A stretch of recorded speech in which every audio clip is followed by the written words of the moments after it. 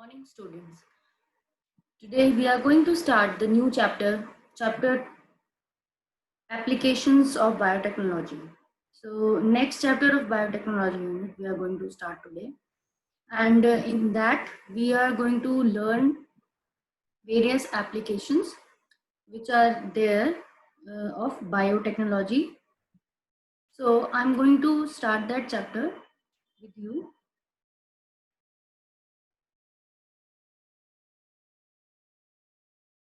This is chapter 12 of class 12th biology.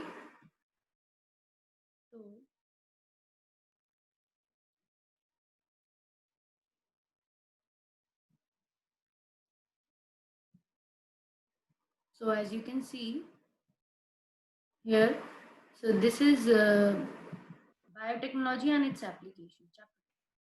Biotechnology, as you would have learned from the previous chapter, essentially deals with industrial scale production of biopharmaceuticals and biologicals using genetically modified organisms, fungi, plant, animals.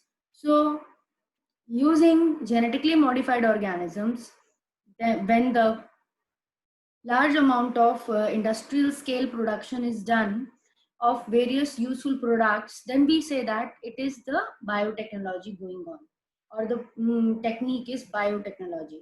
The application of biotechnology include therapeutics, diagnostic, genetic modified crops for agriculture, processed foods, bioremediation, waste treatment, and energy productions. So these are the application of biotechnology, which involves therapy. Therapeutics means any type of medical treatment.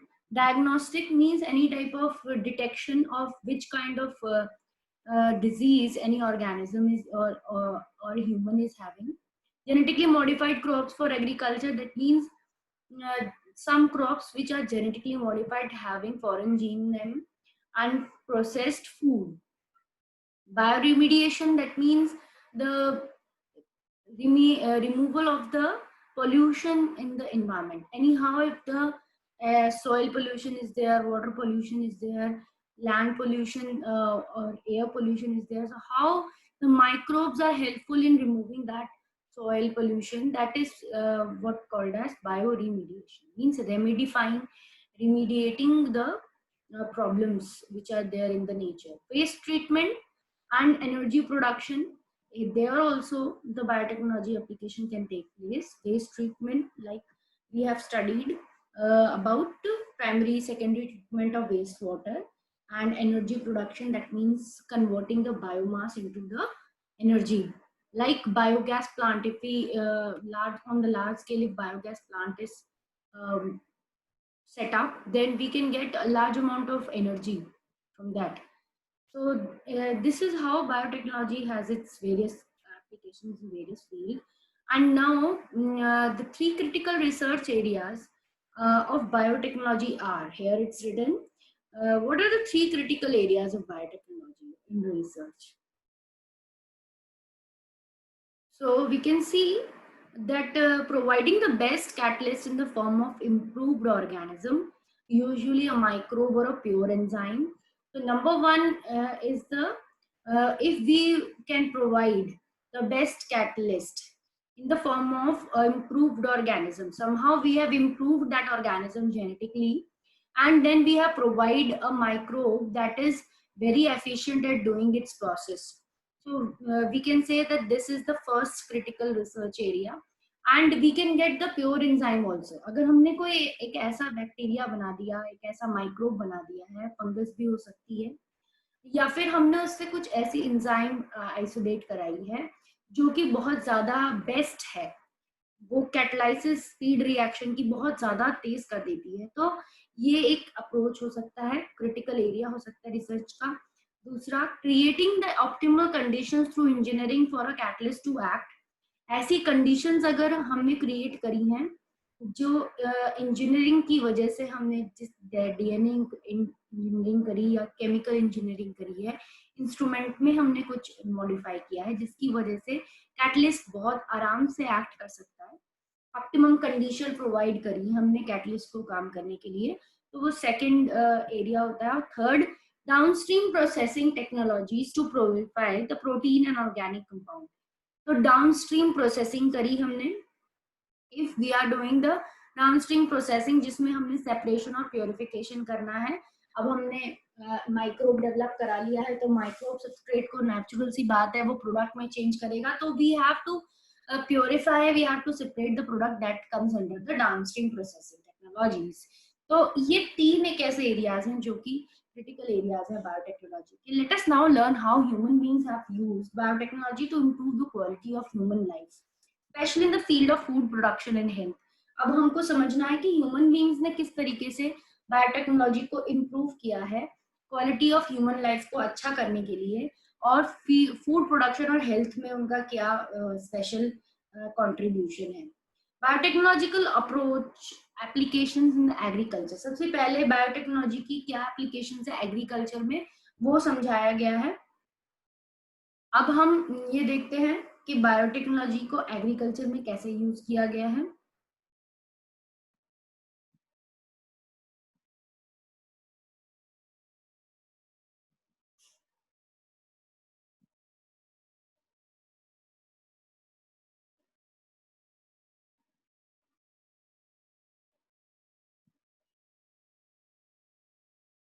So agriculture में biotechnology को use करा है, और 2 field हैं agriculture में biotechnology को use करने के लिए. Let us take a look at the 3 options that can be thought for increasing food production. Agriculture हमारे फूड को प्रोड्यूस करने में हेल्प करती है, तो हम 3 ऑप्शंस को देखना चाहते हैं जिससे फूड प्रोडक्शन बढ़ सकता है. First is agrochemical based agriculture. That means we are using certain pesticides, certain insecticides, fertilizers, so that we get increased food production. This is the first way in which we can increase the food production. Second is the means, which is very modern these days in fashion. And what is that? It is the organic agriculture. So we are finding the things which are organically, we can say, developed using the organic manure.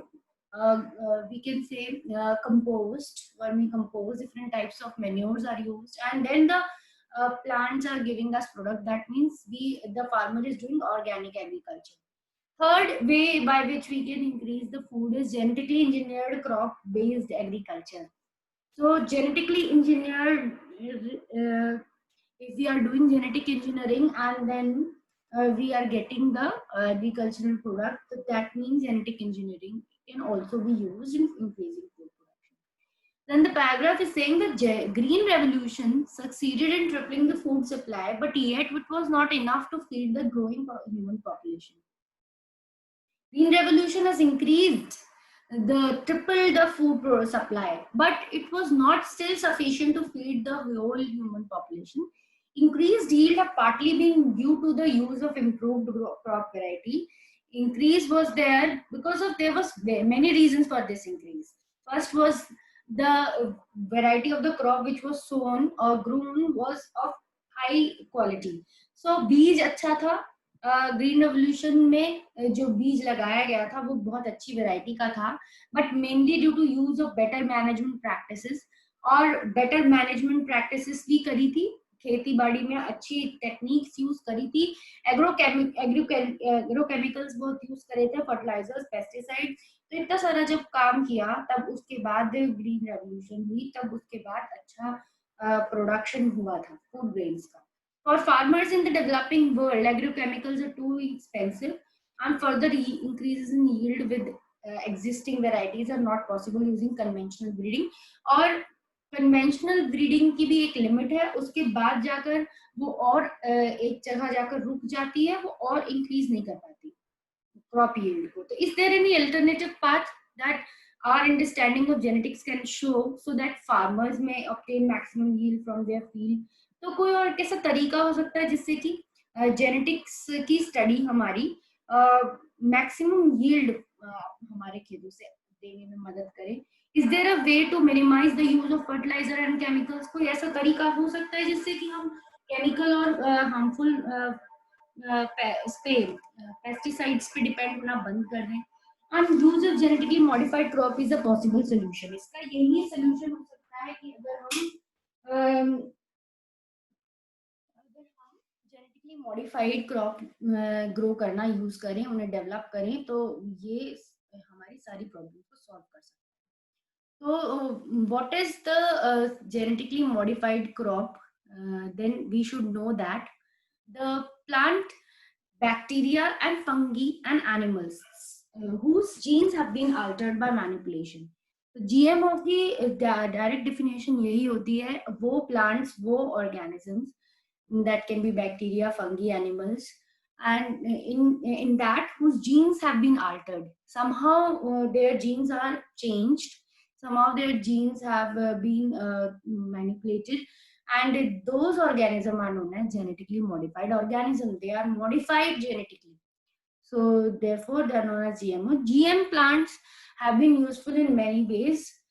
GM plants बहुत तरीके से useful हैं. Genetically modification has number one made crops more tolerant to abiotic stresses. तो इसकी वजह से genetic modification की वजह से प्लांट्स जो हो गए हैं वो बहुत टॉलरेंट हो गए हैं अबायोटिक स्ट्रेसेस से। कोल्ड उनको नहीं इतना करता इन्फ्लुएंस, ड्रॉट नहीं इन्फ्लुएंस करता, सॉल्ट और heat.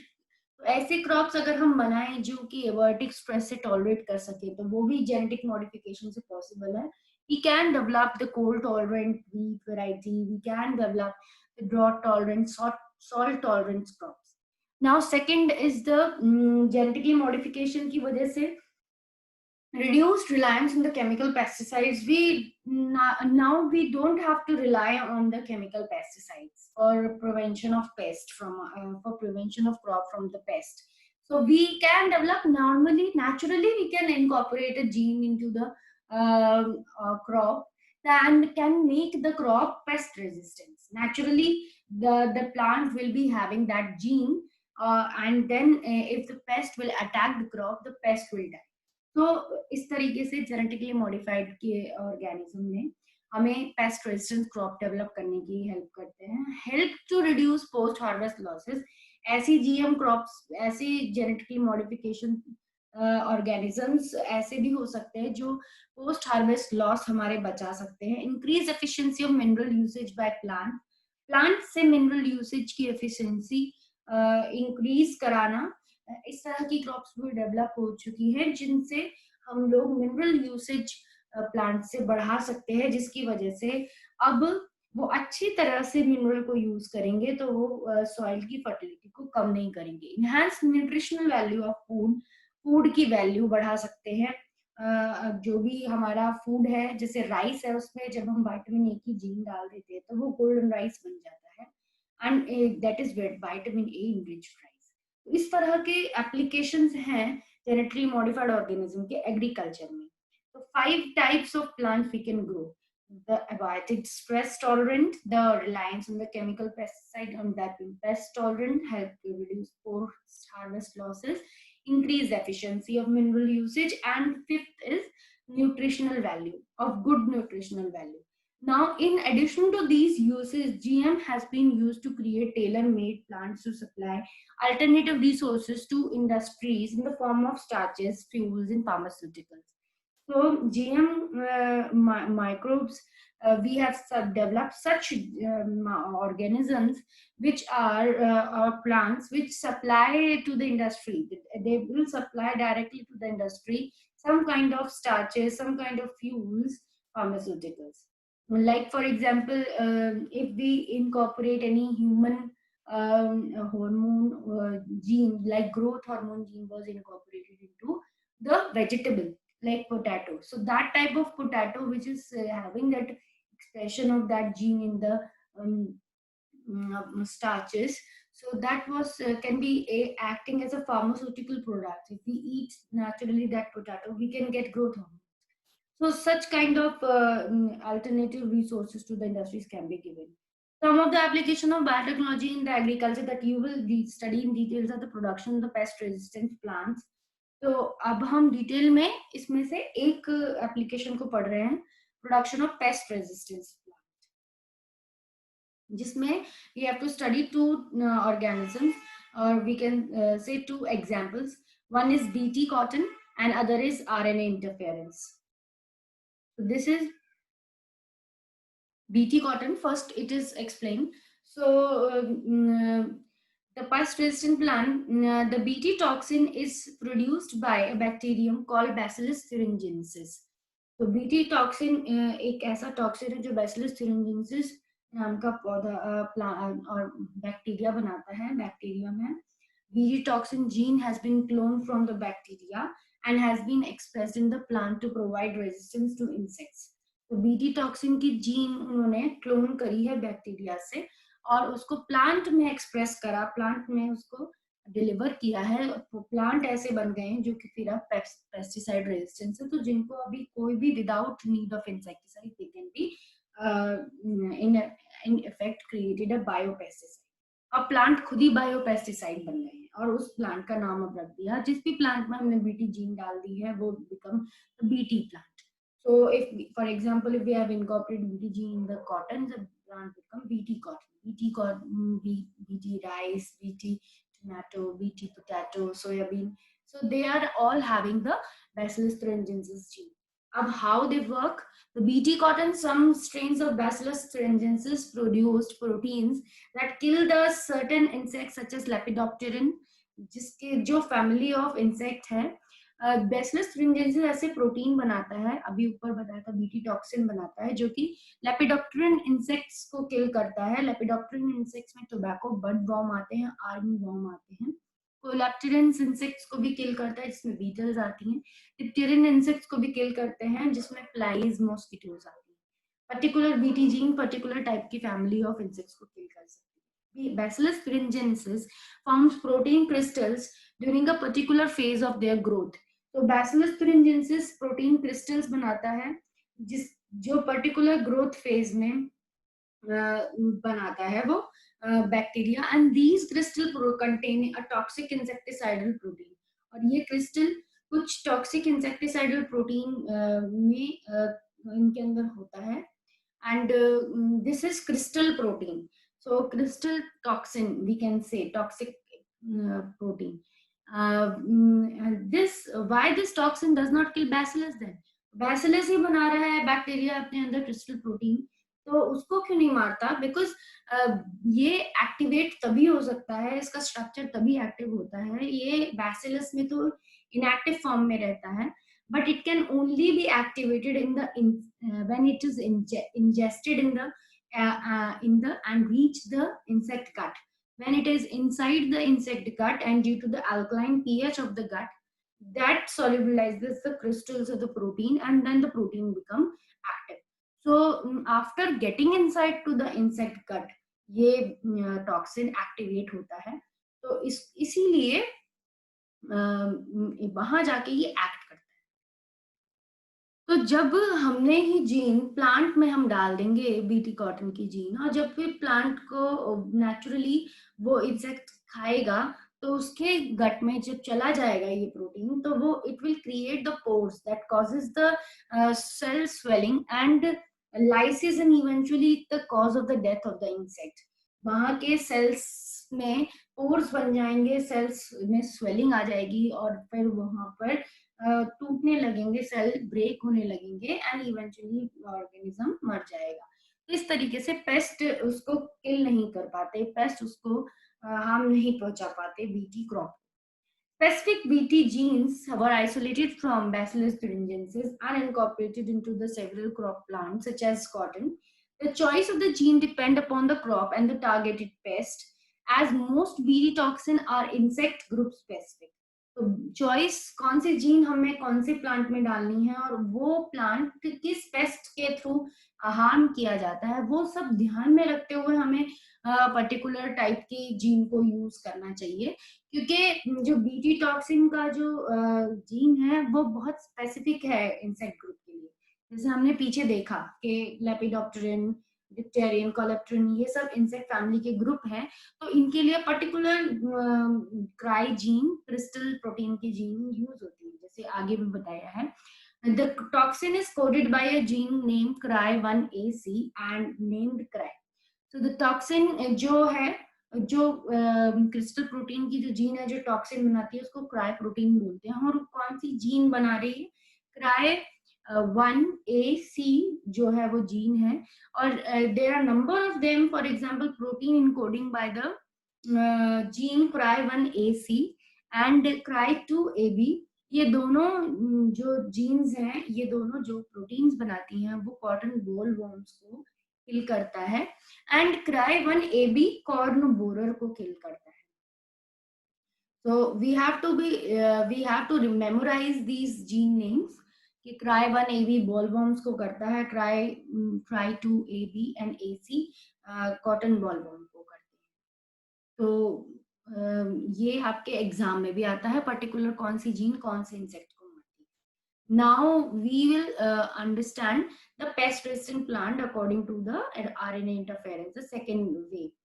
So, several nematode parasite a wide variety of plant and animals, including human beings. A nematode, Melidogyne incognita, affects the roots of the tobacco plant and cause a great reduction in the yield. तो nematodes बहुत round worms को कहते हैं, और round worms बहुत सारे host उनके होते हैं, उनको वो बीमार करते हैं। ऐसे ही एक राउंड वॉर्म है मेलिडोगाइनी इनकॉग्निटिया, जो कि टोबैको की रूट्स में इन्फेक्शन करता है। इसकी वजह से टोबैको की यील्ड क्या हो जाती है? कम हो जाती है। A novel strategy was adopted to prevent this infestation, which was based on the process of RNA interference. एक नई टेक्निक यूज करी थी जिससे इसकी इन्फेक्शन को रोका जा सकता है, और उसमें वो टेक्निक थी RNA इंटरफेरेंस की, RNAi. RNAi take place in all eukaryotic organisms, a method of cellular defense. ये नेचुरल मेथड भी होता है हर यूकैरियोटिक ऑर्गेनिज्म में अपनी सेलुलर डिफेंस का। This method involves silencing of a specific mRNA due to complementary double-stranded RNA molecule that binds to and prevents translation of mRNA silencing. तो इस method में बेसिक जो मैकेनिज्म होता है वो साइलेंस करना होता है एक पर्टिकुलर mRNA को, क्योंकि वो कॉम्प्लीमेंट्री डबल स्ट्रैंड का आरएनए मॉलिक्यूल बन गया है, एंड उसके डबल स्ट्रैंड आरएनए मॉलिक्यूल के बनने से ट्रांसलेशन नहीं हो पा रही, तो उसको ब्रेक किया जाता है। इस प्रोसेस को एमआरएनए साइलेंसिंग बोलते हैं।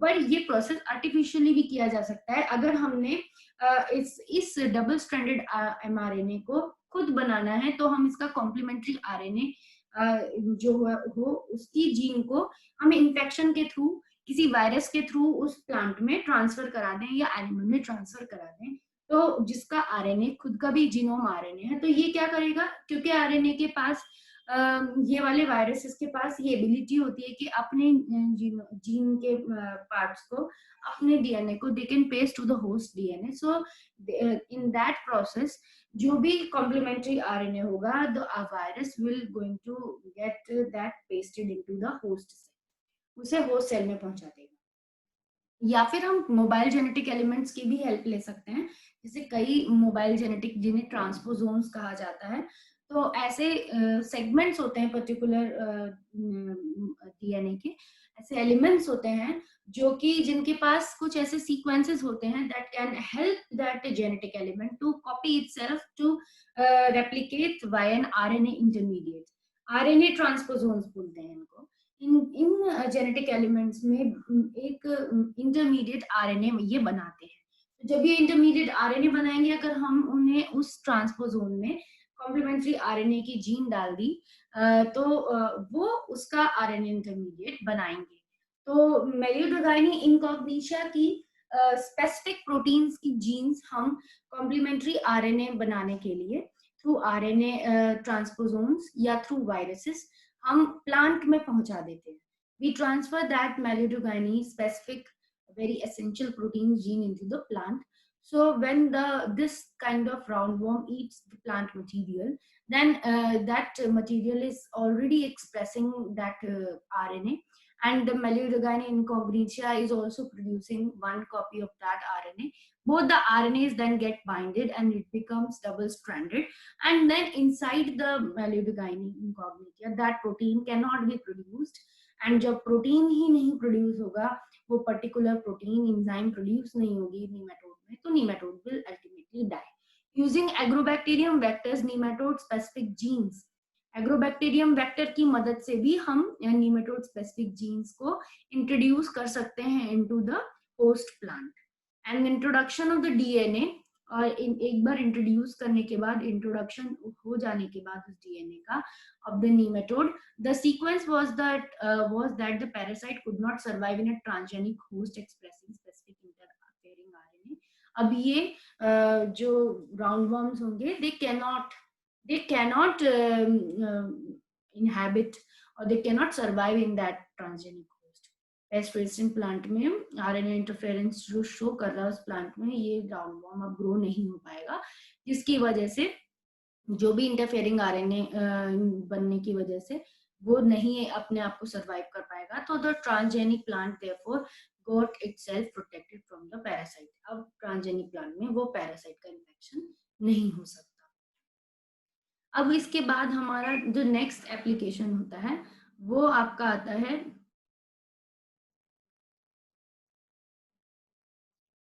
जेनेटिकली इंजीनियर्ड इंसुलिन का आता है, application in the medicine. So biologically, biotechnological application in medicine. The medicine में agriculture के बाद the next application is in the medicine field. So recombinant DNA technological processes have made immense impact in the area of healthcare by enabling mass production of safe and more effective therapeutic drugs. तो biotechnology की वजह से large scale पे हम safe products बना पा रहे हैं, सेफ हम दवाइयां बना पा रहे हैं। हेल्थ केयर को बहुत फायदा हुआ है थेरेप्यूटिक केयर को बना, बिकॉज थेरेपी के लिए हम ड्रग्स बना पा रहे हैं।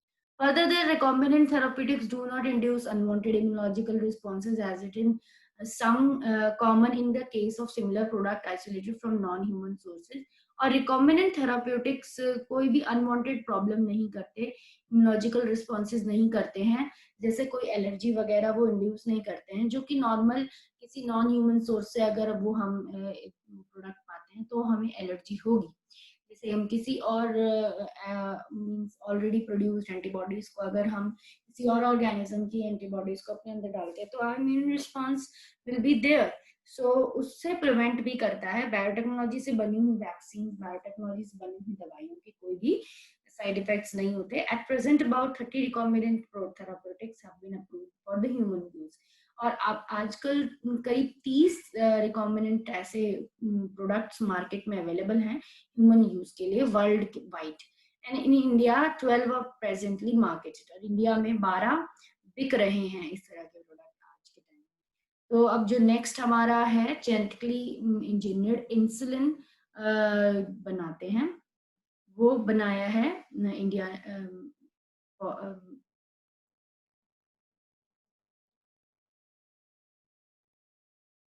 So genetically engineered insulin is the topic.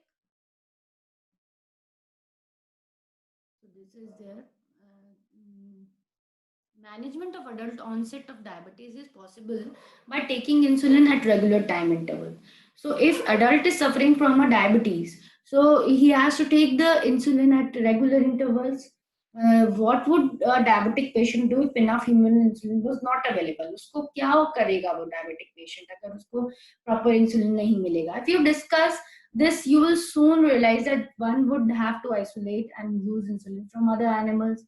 अगर उसको ह्यूमन इंसुलिन नहीं मिलेगा तो वो दूसरे एनिमल से इंसुलिन ले सकता है। Would the insulin isolated from other animals be just as effective as that secreted by human body? क्या वो पर्टिकुलर इंसुलिन जो हम दूसरे ऑर्गेनिज्म से अपने अंदर डालेंगे वो उतना ही इफेक्टिव होगा जैसे हमारी बॉडी का इंसुलिन होगा? Now imagine the bacterium was available, तो वो इतना इफेक्टिव नहीं होगा, प्लस मैंने पहले ही बताया वो एलर्जी भी कॉज कर सकता है।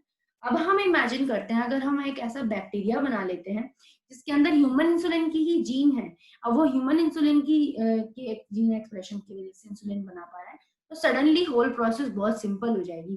You can easily grow the bacteria and large quantity of the bacteria can make as much insulin as you need, और हम बैक्टीरिया को लार्ज अमाउंट में ग्रो करा के लार्ज अमाउंट का इंसुलिन बना सकते हैं। Think about whether insulin can be orally administered to diabetic people or not. और अब हमको ये सोचना है कि इंसुलिन को हम ओरली भी डाल सकते हैं कि इंजेक्शन के थ्रू ही लिया जाता है।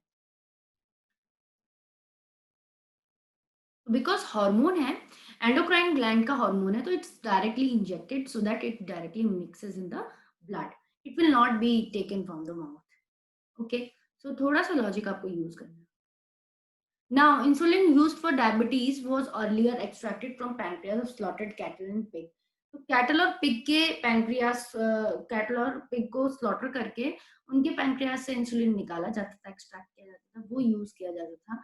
तो insulin from an animal source do cause some patient to develop allergies, तो पेशेंट्स में एलर्जी हो जाती थी. एंड दूसरी रिएक्शंस जाती थी फॉरेन प्रोटीन्स की वजह से. Insulin consist of two short polypeptide chain. Insulin के ये स्ट्रक्चर है जो आपको दिख रहा है 12.3 फिगर में. दो पॉलीपेप्टाइड चेन्स उसके अंदर होती हैं, A and B chain, link together by disulphide bridges. तो दूसरा आपको स्ट्रक्चर दिख रहा है जो ब्लू स्ट्रैंड और ग्रीन स्ट्रैंड आपस में डाइसल्फाइड लिंकेज से जुड़ा हुआ है. बट ये इस फॉर्म में रिलीज नहीं होता पैनक्रियास से. It is release in the above, जो आपको एक सिंगल स्ट्रैंड का प्रोटीन लंबा सा दिख रहा है, जिसमें ग्रे कलर की चेन भी है बीच में, ए और बी के बीच में. तो वो होता है सी पेप्टाइड. सो जब इंसुलिन प्रो इंसुलिन फॉर्म में होता है, that is inactive insulin, and इसके अंदर से सी पेप्टाइड को कट करना, अलग करना पड़ता है, और ए और बी चेन्स को बॉन्डिंग को पर्टिकुलर तरह से फैशन में जोड़ना पड़ता है. Mammals, including insulin, synthesize a pro-hormone like a proenzyme, and the pro-hormone also needs to be processed before it becomes a fully mature and functional hormone, which contain an extra stretch called C-peptide. This C-peptide is not present in the mature insulin and is removed during maturation into insulin. तो maturation की step में C-peptide को remove कर देते हैं. And the main challenge for production of insulin using rDNA technology was getting insulin assembled into mature form. तो main जो challenge scientist के पास था कि मेच्योर फॉर्म में इंसुलिन को कैसे पाएंगे. तो इन 1983 एलिली कंपनी थी, एक 1983 में अमेरिकन कंपनी थी, जिसने दो डीएनए सीक्वेंसेस बनाए जो ए पेप्टाइड और बी पेप्टाइड के लिए थे, and in chains of human insulin introduce them in plasmids of E coli. और इन जीन को, ए प्रोटीन की जीन को, बी प्रोटीन पेप्टाइड की जीन को उन्होंने अलग अलग इकोलाइज में डाल दिया, और इंसुलिन चेन लार्ज अमाउंट में उन्होंने बना ली. Chain A and chain B, they produce chain and A and B, and then when they get the chain A and B, then they join those chain A and B, and separately extracted those chain A and B were produced separately, extracted and combined by creating the disulfide bonds to form human insulin. और ये फिर उन्होंने जोड़ दी और फिर उनको human insulin दे दिया. So that was the first way in 1983 Eli Lilly company produced the human insulin, recombinant insulin or genetically engineered insulin. So this is the one approach or one example of the medical the application of genetic engineering in medicine. In the next class, we will study about gene therapy. So this is all for today.